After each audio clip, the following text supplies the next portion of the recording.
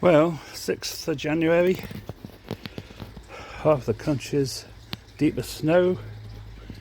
Here it's just ice now. Last night was -6, and now it is just about unfreezing. It is absolutely iced. The pond, well, I don't know whether I'll be able to get the covers off because they look as if they're frozen solid.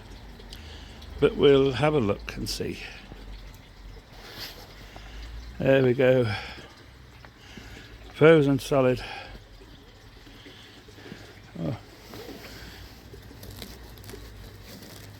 Oh, starting to melt a bit there now. So let's see if we can get the covers up and have a look what the fish are like today.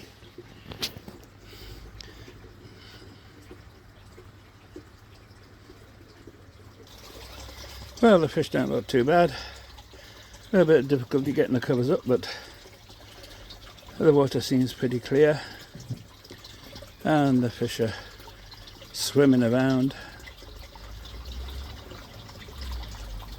We've got one or two down in this corner.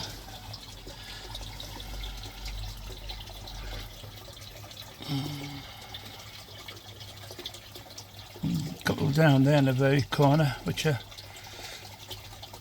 glued together in that corner, so it must be cold. But the rest of the fish seem to be doing okay.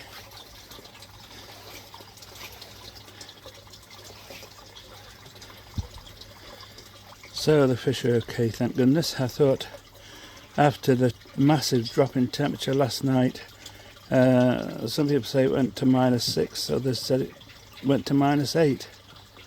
But it was bitterly cold, really bitterly cold. But the fish seem okay. I don't know what the temperature is today, let's have a look. 1.3. So the pond is at 1.3. And the temperature outside here must be -2 or -4.